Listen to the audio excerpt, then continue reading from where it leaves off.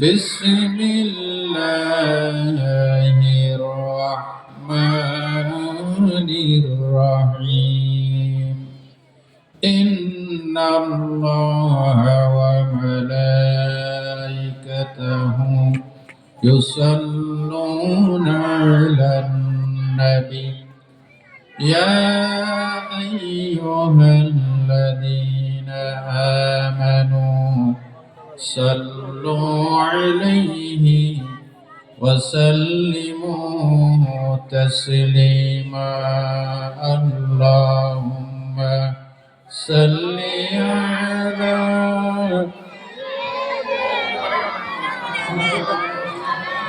وعلى آل سيدنا আরো মহব্বতের সাথে সকলে একযোগে আরো সুন্দর করে দরুদ শরীফ পাঠ করি আল্লাহুম্মা সাল্লি আলা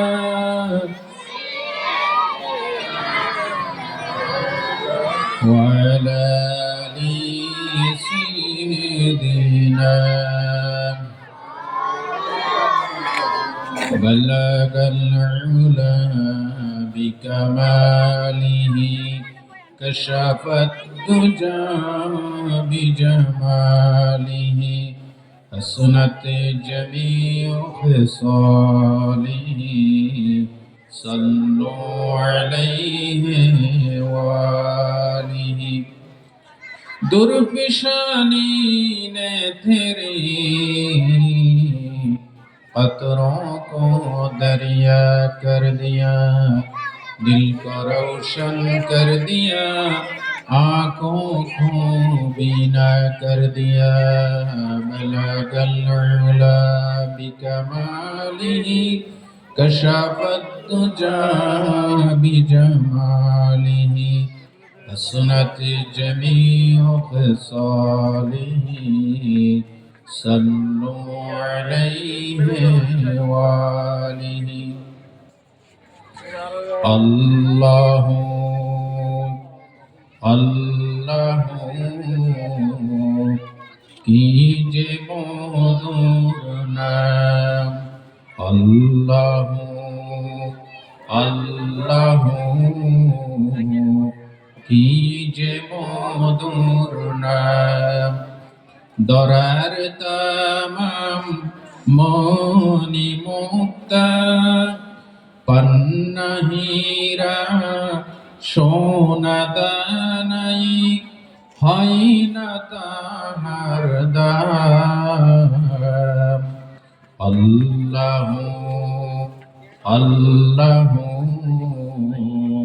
কি যে মধুর নাম ডাকলেও নাম সোহাগ ভরে নিত্য জোয়ার প্রেম সাগরে ডাকলেও নাম সোহাগ ভরে নিত্য জোয়ার প্রেম সাগরে গাঁথলেও নাম মনের কাবায় গাঁথলেও নাম মনের কাবায় নাচে রক্ত ঘাম আল্লাহু আল্লাহু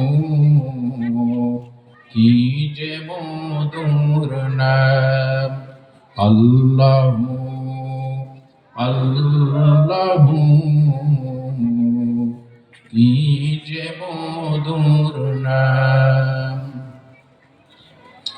কর্নেলহাট সিডি আবাসিক এলাকায় স্বনামধন্য ইসলামী শিক্ষা প্রতিষ্ঠান হুসনুল মাআব একাডেমি কর্তৃক আয়োজিত 2 দিন ব্যাপী শানদার তাফসীরুল কোরআন মাহফিলের পরম শ্রদ্ধাভাজন সভাপতি আজকের এই অধিবেশনের সভাপতিত্ব করছেন কৈবল্যধাম আবাসিক এলাকার দ্বীনি শিক্ষা প্রতিষ্ঠান ইসলাহুল উম্মাহ ক্যাডেট মাদ্রাসার প্রতিষ্ঠাতা পরিচালক বিশিষ্ট আলেমে দ্বীন হযরতুল আল্লাম জনাব মাওলানা কারি দিদারুল মাওলা সাহেব, আজকের এই মাহফিলের সম্মানিত প্রধান আলোচক, আন্তর্জাতিক ইসলামী বিশ্ববিদ্যালয়ের সম্মানিত সহযোগী অধ্যাপক এবং প্রধান মুফাসসির, আমার পরে যিনি কথা বলবেন আন্তর্জাতিক ইসলামী বিশ্ববিদ্যালয়ের সম্মানিত সহযোগী অধ্যাপক, মঞ্চে উপবিষ্ট বিভিন্ন শিক্ষা প্রতিষ্ঠানের প্রধানগণ, আরো উপস্থিত আছেন মার্কাজুল ইলম মার্কাজুস সুন্নাহ একাডেমির সম্মানিত প্রতিষ্ঠাতা পরিচালক আমার ছোট ভাই হযরত মাওলানা ইসমাইল খান সাহেব।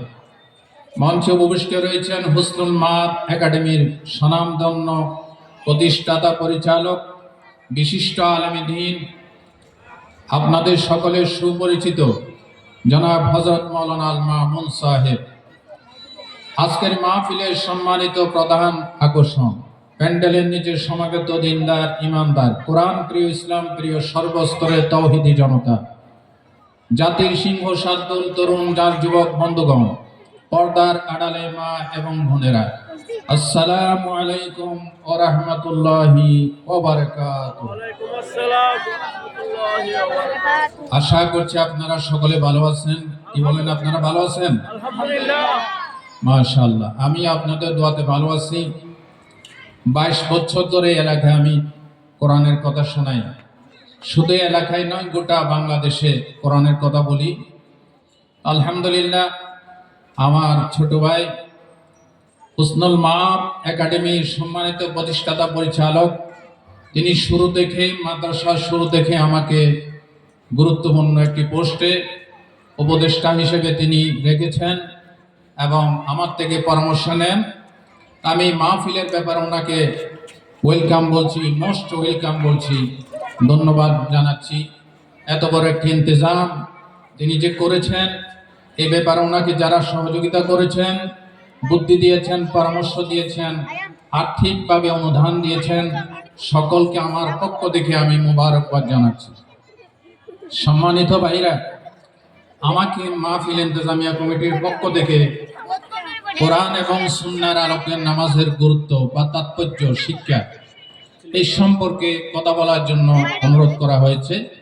ইনশাআল্লাহ সংক্ষিপ্ত সময়ের ভিতরে যতটুকু পারা যায়, বিমাশিয়াতিল্লাহি তাআলা ওয়া বিফাদলিল্লাহি তাআলা ওয়া বিরহমাতিল্লাহি তাআলা আমি চেষ্টা করব আপনাদেরকে শোনানোর জন্য। আমা তৌফিকি ইল্লা বিল্লাহ, সুবহানাকা লা ইলমা লানা ইল্লা মা আল্লামতানা, আলাইহি তাওয়াক্কালতু ওয়া ইলাইহি উনীব। আপনারা একবার বলেন আমিন। সালাত বা নামাজ, আরবিতে বলে সালাত, ফার্সিতে বলে নামাজ। সালাত শব্দটি বাংলায় ব্যবহার হয়, তবে আমরা বাংলায় সালাত ব্যবহার করি না, আমরা কই নামাজ।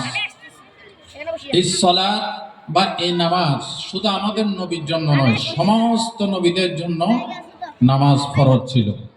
কি বলেন, ছিল কি না? সমস্ত নবীদের যুগে তিনটা জিনিস ছিল, নামাজ ছিল, যাকাত ছিল, রোজা ছিল, সওম। এগুলি বিস্তারিত আলোচনা কোরআন শরীফে আছে।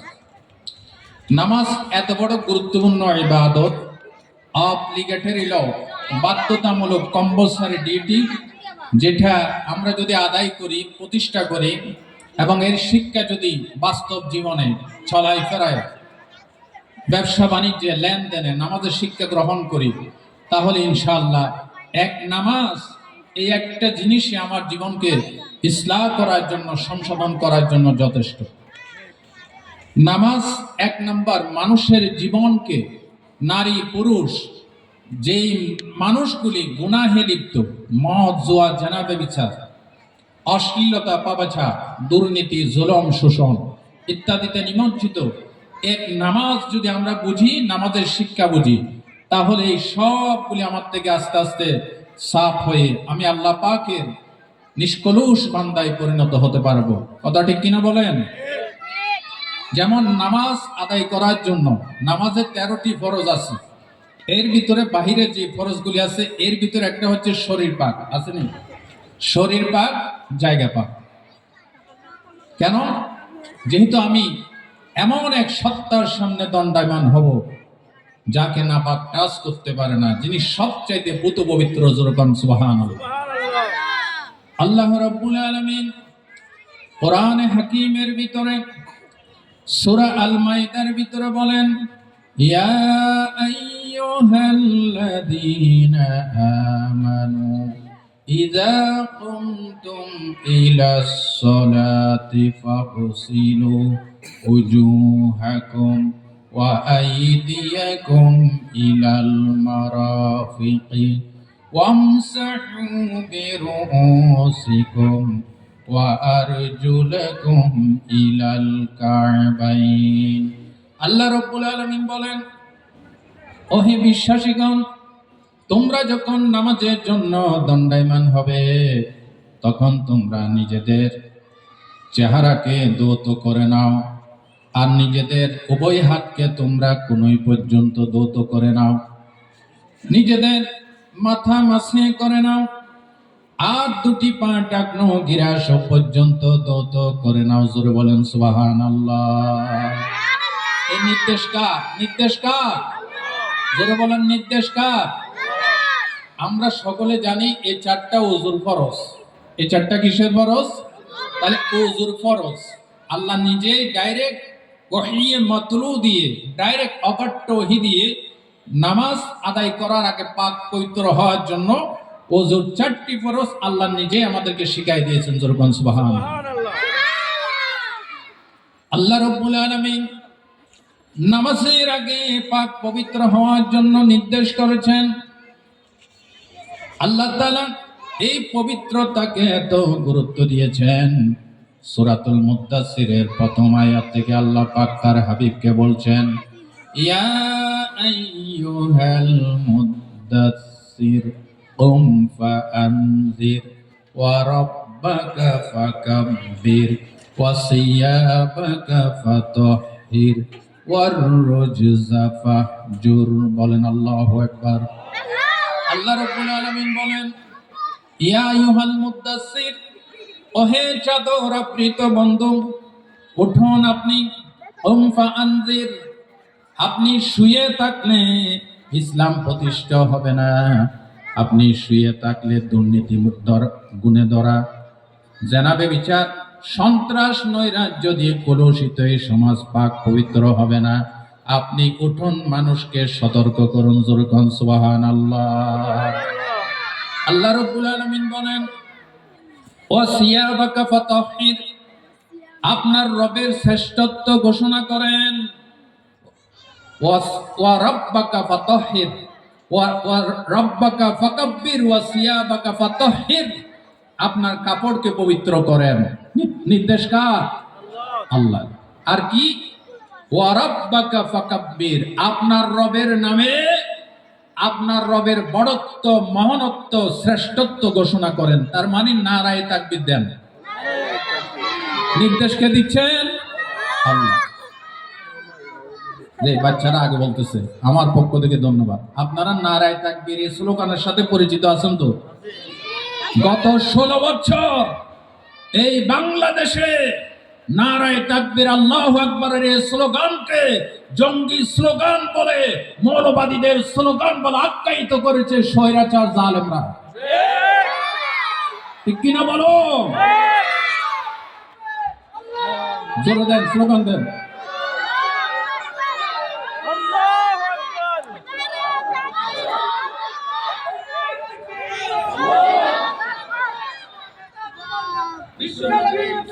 মাশাআল্লাহ। দেখেন, ওই স্বৈরাচার জালেমদেরকে আমি জিজ্ঞাসা করি, তুমি যখন দুনিয়ায় এসেছিলে কি শুনেছিলে? আল্লাহ আকবার। নামাজের প্রথম শব্দ কি? আল্লাহু আকবার। নামাজের সব নামাজের শেষ নামাজ সালাতুল জানাজা, এটা প্রথম তাকবীর কি? আল্লাহু আকবার। শেষ তাকবীর কি? এর তাৎপর্য হচ্ছে একজন মুসলমানের জন্ম থেকে শুরু করে মৃত্যু পর্যন্ত সব জায়গায় আল্লাহ পাকের নারা লাগাতে হবে, আল্লাহ পাকের বিরাটত্ব মহানত্ব ঘোষণা করতে হবে।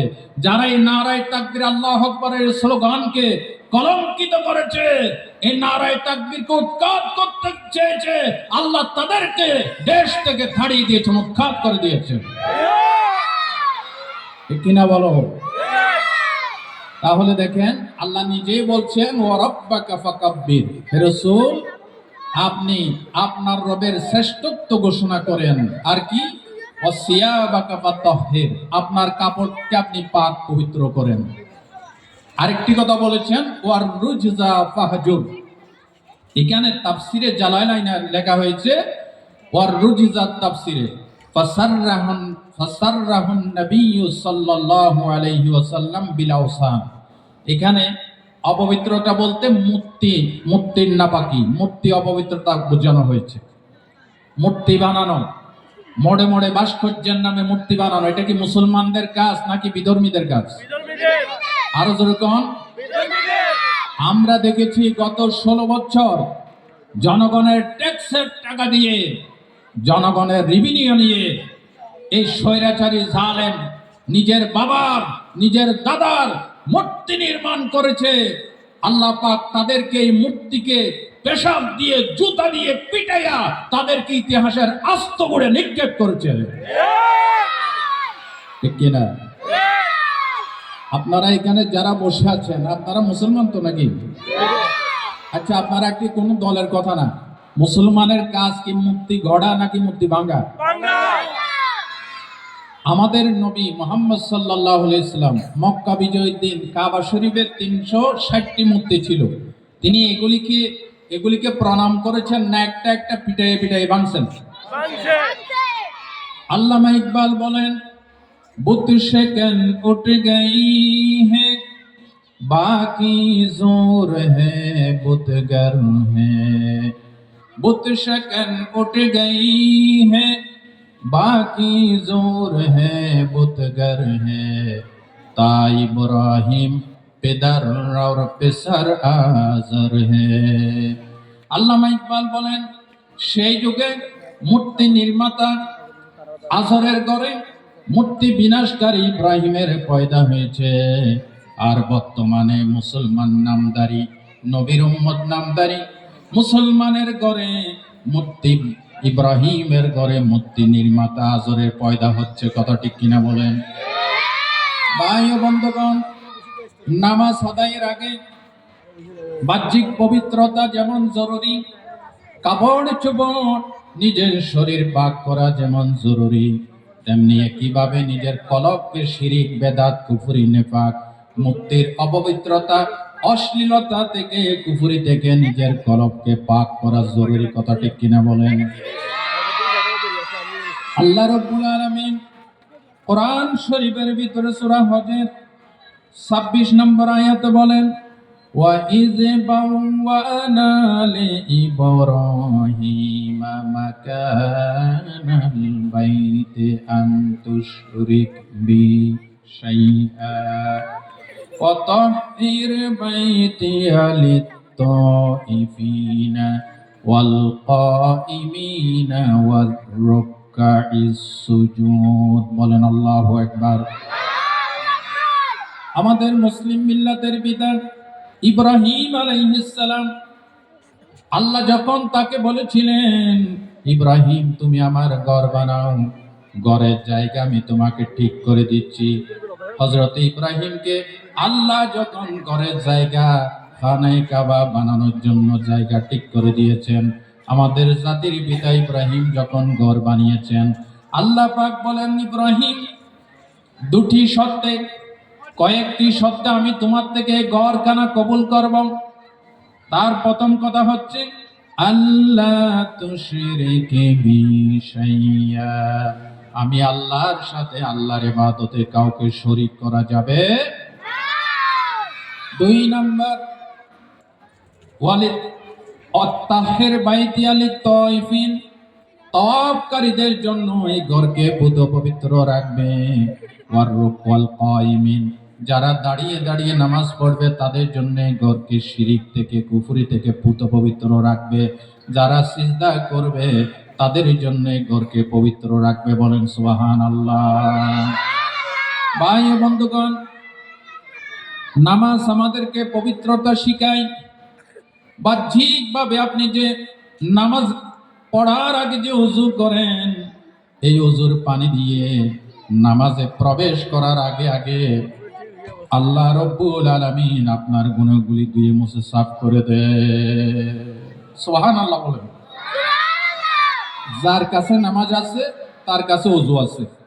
কথা বলেন, যার কাছে নামাজ আছে তার কাছে ওযু আছে। যার কাছে নামাজ নাই তার কাছে ওযু নাই। এখন প্রশ্ন আসতে পারে, আমরা যে নামাজ পড়ি নামাজের আগে ওযু করি কেন? ওযু না করলেও তো চলে, আল্লাহ এটাকে বাধ্যতামূলক করলেন কেন? যৌক্তিক কথা হচ্ছে, দালিলিক কথা না, যৌক্তিক কথা হচ্ছে, কেউ যদি ঘুম থেকে জাগ্রত হয় অথবা কেউ যদি ক্লান্ত হয়ে নামাজ আদায় করতে আসে, যদি ওযু না করে হাত মুখ না ধুয়ে নির্ধারিত ফর্মে ওযু না করে যদি আসে, তাহলে তার ক্লান্তি দূর হয় না, তার অলসতা কাটে না। ওযু এমন একটা জিনিস, যতই ক্লান্তি শ্রান্তি থাকুক, যতই অলসতা থাকুক, যখন নামাজের জন্য বিসমিল্লাহ বলে ওযু করি, হাত ধুই এবং হাতের কোনোই পর্যন্ত দৌত করি, চেহারা দৌত করি এবং মাথা মাসে করি, পা দুটা ধুই, তখন আলাদাভাবে মনে হয় জান্নাতি শান্তি শরীরের উপর দিয়ে প্রবাহিত হচ্ছে।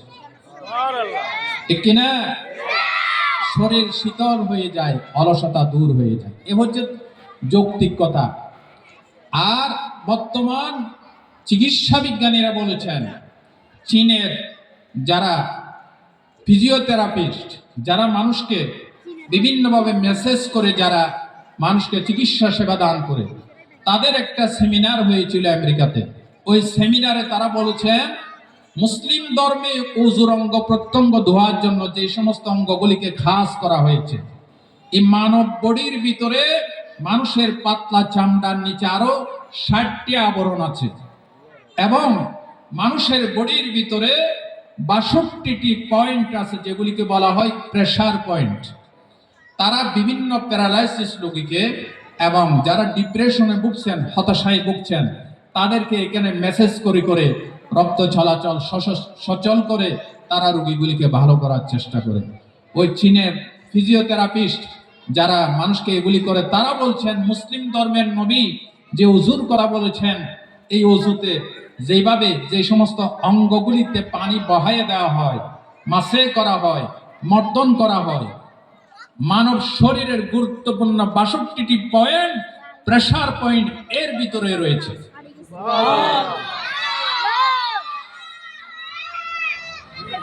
আর একটু স্লো করে বলি, স্পিরিট বেশি। সকল পিতা ঘুমিয়ে আছে সব শিশুদের অন্তরে। এই শিশুদেরকে আল্লাহ ইসলামের জন্য কবুল করুন। আজকে আমার তরুণ আর যুবক বন্ধুগণ, তারা যদি 5ই আগস্ট বৈষম্য বিরোধী ছাত্র আন্দোলনে তারা যদি ফ্যাসিস্টদেরকে, ইসলাম বিরোধীদের না তাড়াতেন, আজকে এই স্বাধীন বাংলা আমরা পাইতাম না। ঠিক কিনা বলেন? ষড়যন্ত্র কিন্তু থেমে নাই। এরা বিভিন্ন ট্রাম্প কার্ড ব্যবহার করে একবার এক রূপ নিয়ে আসে। ঠিক কিনা? এখন তারা ইসকনের রূপে এসেছে এবং সেই ইসকনের আসল রূপ, তারা মানুষকে, নিরপরাধ একজন আইনজীবীকে হত্যা করে তাদের সন্ত্রাসী রূপ তারা জাতির সামনে দেখাই দিয়েছে। এই জন্য বিগত কয়েক জায়গায় মাহফিলে আমি বলেছি, আপনারা ইউটিউবে শুনেছেন।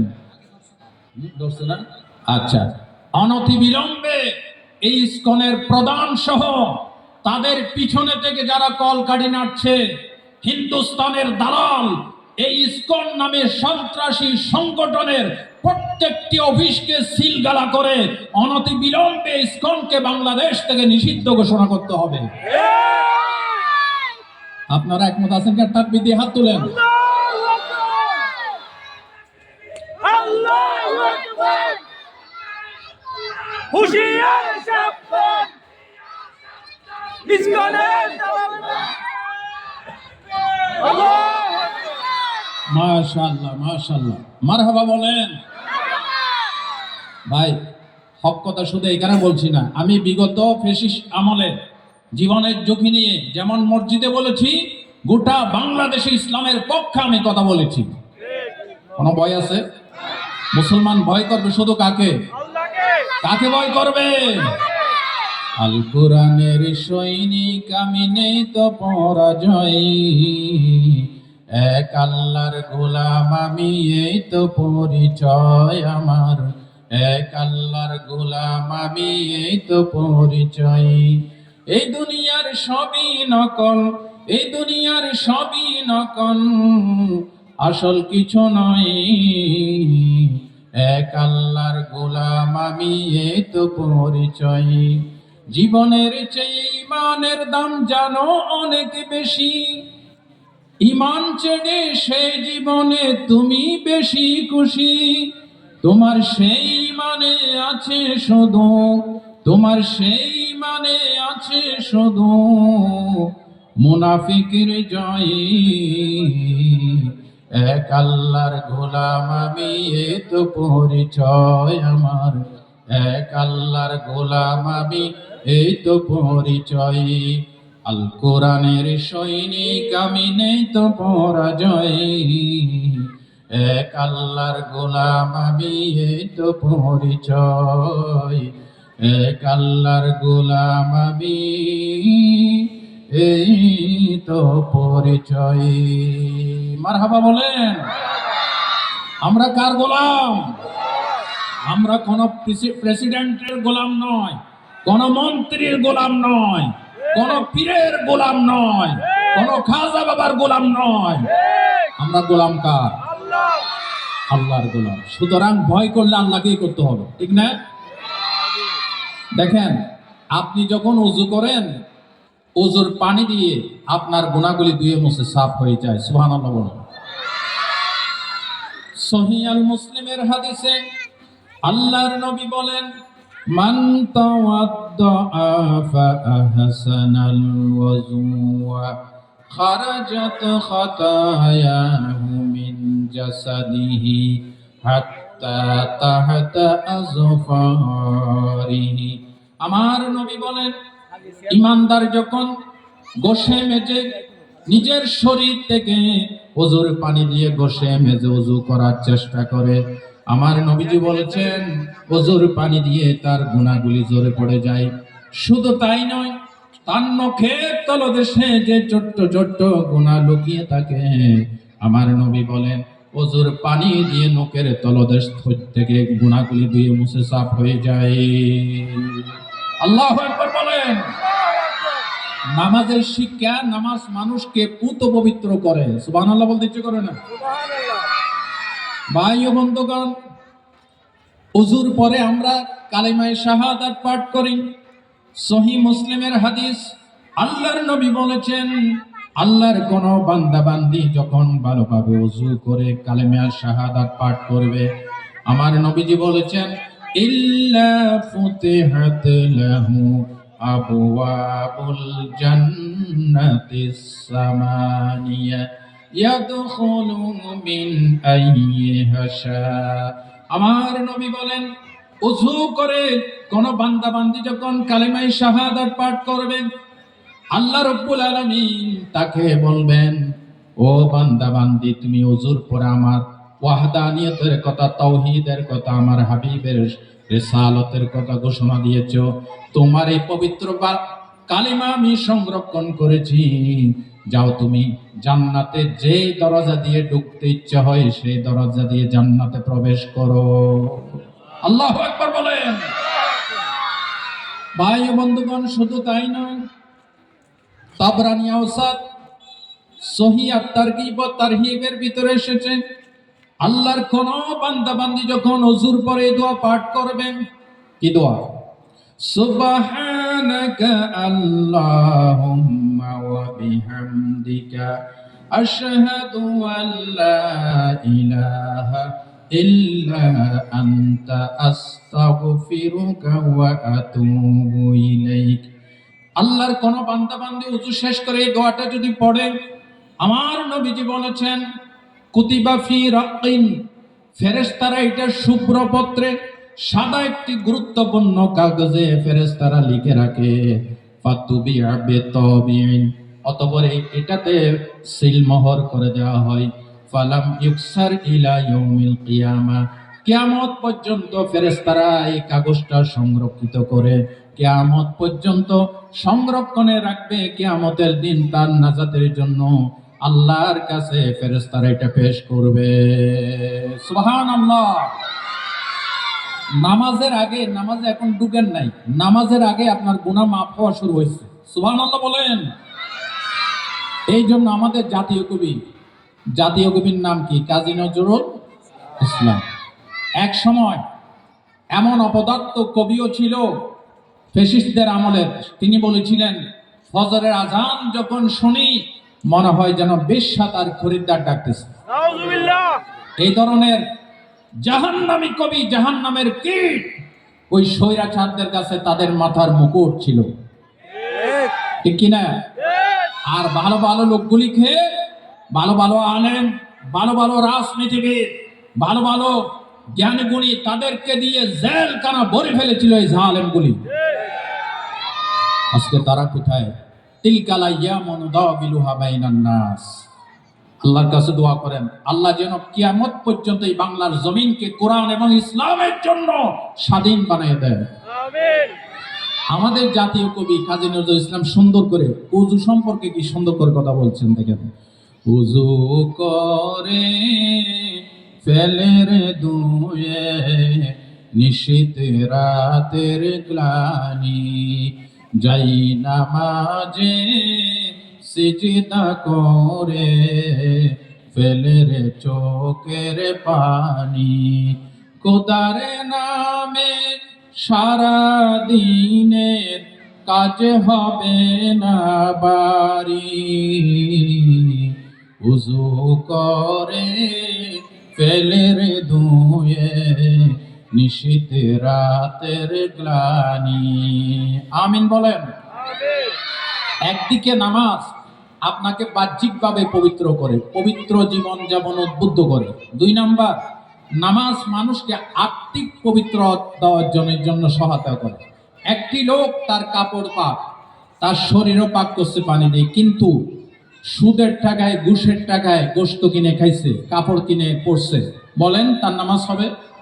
জোরে বলেন, হবে? হবে না। আমার নবীজি বলেছেন, দারিমি শরীফের হাদিস, হযরতে কাব ইবনে উজরাকে বলেছেন, হে কাব শোনো, ইন্নাহু লা ইয়াদখুলাল জান্নাতা লাহমুন মিন নাবাতা সুহতিন। আমার নবী বলেন, হে কাব শোনো, যেই শরীরটা হারাম গোশত দিয়ে, হারাম রক্ত মাংস দিয়ে হৃষ্টপুষ্ট হয়েছে, ওই শরীর কোনোদিন জান্নাতে যেতে পারবে।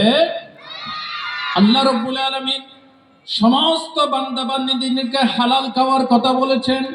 ইয়া আইয়ুহান নাসু কুলু মিম্মা ফিল আরদি হালালান তাইয়্যিবা ওয়া লা তাত্তাবিউ খুতুওয়াতিশ শাইতান ইন্নাহু লাকুম আদুউম মুবিন। কারবানি জোরে বলেন, কারবানি। আল্লাহ রাব্বুল আলামিন বলেন, ওহে বিশ্ববাসী শোনো, জমিনে আমি অনেক খাদ্য খাবার ছড়িয়ে ছিটিয়ে রেখেছি, সবগুলি খেও না। যেগুলি হালাল, যেগুলি সুস্বাদু পুত পবিত্র, এগুলি খাও। ওয়ালা তাত্তাবিউ খুতুওয়াতিশ শাইতান, শয়তানের পদাঙ্ক অনুসরণ করো না। And do not follow the step of evil, শয়তানের অনুসরণ করো না, কারণ ইন্নাহু লাকুম আদুউম মুবিন, কারণ he is to you a clear enemy. শয়তান তোমাদের প্রকাশ্য শত্রু। প্রকাশ্য শত্রু কেন? এই জন্য প্রকাশ্য শত্রু, শয়তান আদম আলাইহিস সালামের সামনে আল্লাহকে সাক্ষী রেখে ঘোষণা দিয়ে বনি আদমের বিরুদ্ধে মাঠে নামছে, আমাদের বিরুদ্ধে। কথা ঠিক? জোরে বলেন, ঠিক কিনা? এই জন্য শয়তান আমাদের প্রকাশ্য শত্রু। এই জন্য আল্লাহ বলছেন, নামাজ আদায়ের আগে কলব পাক করতে হবে। হারাম খাওয়া যাবে না। ভাই ও বন্ধুগণ, হালাল খাইতে হবে, হালাল ছাড়া নামাজ হবে না। যত বাহ্যিক পাক পবিত্রতা অর্জন করেন না কেন, শরীর পাক, জায়গা পাক। মসজিদে সুদের টাকা দিয়েছে 1 কোটি টাকা, ওই মসজিদ দিয়ে, ওই টাকা দিয়ে মসজিদ বানাইছে, ডেটল দিয়ে, সাবান দিয়ে, আর সুন্দর সুন্দর পারফিউম দিয়ে ধুয়ে মুছে সাফ করে মসজিদকে গ্রাম দিয়ে ভরে দিয়েছেন। বলেন, এই সুদের টাকায় যে মসজিদ বানাইছেন, এটা পাক করবেন কিভাবে? পাক করা যাবে? এই জন্য কোন সুদের টাকা মসজিদে নেওয়া যাবে না। হারাম কোট তার টাকা দিয়ে মসজিদ বানানো যাবে না। কবি সুন্দর করে বলেছেন, কে কি বলছিল? ও আচ্ছা, ঠিক আছে। সুদের টাকায় মসজিদ বানাইলে এই মসজিদে নামাজ হবে? চুরি করে টাকা এনে মসজিদে দান করছে, এই দান হবে? হবে না। এই জন্য নামাজ আদায়ের পূর্ব শর্ত যেমনি শরীর পাক শর্ত, কাপড় পাক শর্ত, তেমনি নিজের কলবকে জুলুম, শোষণ, দুর্নীতি, সুদ ঘুষ থেকে বাঁচাইতে হবে। এক সময় এই ফ্যাসিস্ট তাদের প্রধান বলেছিল, আমি সংসদে দাঁড়িয়ে বলেছিল, আমি 5 ওয়াক্ত নামাজও পড়ি আর তাহাজ্জুদও পড়ি এবং ভোরে ভোরে উঠে যায়। তাহাজ্জুদ পড়তে পড়তে কপালে দাগ লাগাইয়ে ফেলেছে। বাংলাদেশের বিভিন্ন সেতু এবং বিভিন্ন রকম পদ্মা সেতুর নামে, বিভিন্ন কালভার্ট, ব্রিজের নামে, প্রকল্পের নামে কোটি কোটি আপনার আমার টাকা বিদেশে পাচার করেছে। ঠিক কিনা বলো? মানুষের টাকা মাইরা এরপরে 1 কোটি, 1000 কোটি, লক্ষ কোটি সিজদা দিল, এটা কবুল হবে না। কারণ হচ্ছে আপনার শরীরের রক্ত মাংস হারাম। আমি কি কথা ঠিক বলছি নাকি ভুল বলছি? এই জন্য হারাম মুক্ত হইতে হবে। আল্লাহ আমাদেরকে হারাম হালাল খাওয়ার তৌফিক দান করেন। হযরতে সাদ ইবনে আবি ওয়াক্কাস রাদিয়াল্লাহু তাআলা আনহু, আমার মামুন ভাই আছেন? হযরতে সাদ ইবনে আবি ওয়াক্কাস রাসূলুল্লাহকে বলেছিলেন, ইয়া রাসূলুল্লাহ, আপনি আমার জন্য একটা দোয়া করেন, বেশি দোয়া চাই না, একটি দোয়া করেন, আমি যেন যা দোয়া করি আল্লাহ সাথে সাথে কবুল করে ফেলেন। আল্লাহর নবী বলেন, শোনো সাদ। নবীজি তাকে একটি লম্বা লিস্ট দিলেন না, লম্বা কোনো ওজিফা দিলেন না, লম্বা কোনো আমল দিলেন না। আল্লাহর নবীজি ছোট্ট একটি প্রেসক্রিপশন তাকে দিয়েছেন। নবীজি বলেছেন, শোনো, আতিব মাতআমাকা তাকুন মুস্তাজাবাদ দাওয়াত। হে সাদ, শোনো, তুমি হালাল খাও, হারাম বর্জন করো, জুলুমের টাকা, সুদের টাকা, দুর্নীতির টাকা, ঘুষের টাকা, এগুলি বাদ দাও। শুধু হালাল যদি খাইতে পারো, তুমি মুস্তাজাবুদ দাওয়াত হয়ে যাবে। যেটাই দোয়া করবে সেটাই কবুল হয়ে যাবে। আল্লাহু আকবার বলেন। নামাজ আমাদেরকে এই শিক্ষা দেয়, সর্বপ্রথম নিজের কাপড় পাক করতে হবে, শরীর পাক করতে হবে, সাথে জুলুম, শোষণ, দুর্নীতি, সুদ ঘুষ, জেনা ব্যভিচার থেকে নিজের কলবকে পাক করতে হবে। কতক্ষণ পাক করতে হবে, আর না হয় নামাজ কবুল হবে না। 2 নাম্বার, নামাজ আমাদেরকে শিষ্টাচারিতা শিখায়, বিনয়তা শিখায়। নামাজি লোক কখনো অহংকারী হতে পারে না।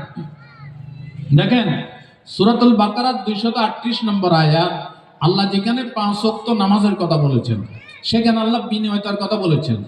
আল্লাহ রাব্বুল আলামিন বলেন, হাফিজু আলাস সালাওয়াতি ওয়াস সালাতিল বুসতা ওয়া কুমু লিল্লাহি কানিতিন। রব্বুল আলামিন বলেন, হাফিজু আলাস সালাওয়াত, guard strictly your regular prayer, especially the middle prayer. তোমরা নামাজের যত্নবান করো, নামাজের যত্ন নাও, বিশেষ করে মধ্যবর্তী নামাজ। মুফাসসিরিন ইকরাম লিখেছেন, এখানে মধ্যবর্তী নামাজ বলতে আসরের নামাজকে বোঝানো হয়েছে। বলেন আল্লাহু আকবার। আল্লাহ তাআলা বলেন, ওয়া কুমু লিল্লাহি কানিতিন, and stand Allah in devotion আল্লাহর সামনে বিফোর আল্লাহ ডিভোশন, আল্লাহর সামনে দণ্ডায়মান হও কিভাবে? অনিতিন, খুব বিনয়তার সাথে। আল্লাহর সামনে যখন দাঁড়াইছো, তোমার আমিত্ব, তোমার প্রধানমন্ত্রিত্ব, তোমার টাকার বাহাদুরি, ক্ষমতার বাহাদুরি কিছুই চলবে না। মসজিদে যখন ঢুকেছ, তুমি একজন আল্লাহর সাধারণ গোলাম। ঠিক কিনা? যেরকম ঠিক কিনা? আল্লামা ইকবাল সুন্দর করে বলছেন, এক হি সব মে খড়ে হোগে महमूद आयास, एक ही सब में खड़े होंगे महमूद आयास, न कोई बंदा रहा न कोई बंदा नवाज। একই কাতারে সম্রাট মাহমুদ এবং তার চাকর দাঁড়িয়েছে। আল্লামা ইকবাল বলেন, এখন সম্রাট আর সম্রাট নাই, চাকর আর চাকর নাই। কানের কাছে আসামির মতো হাত দিয়ে যখন আল্লাহু আকবার বলে নিয়ত বেঁধেছে, সম্রাট আর গোলাম দুইজনেই আল্লাহ পাকের গোলামে পরিণত হয়েছে। ঠিক কিনা বলেন? নামাজ আমাদেরকে বিনয়তা শিখায়। টাকার অহংকার চলবে না। কয় টাকার মালিক হয়েছ, আল্লাহ যদি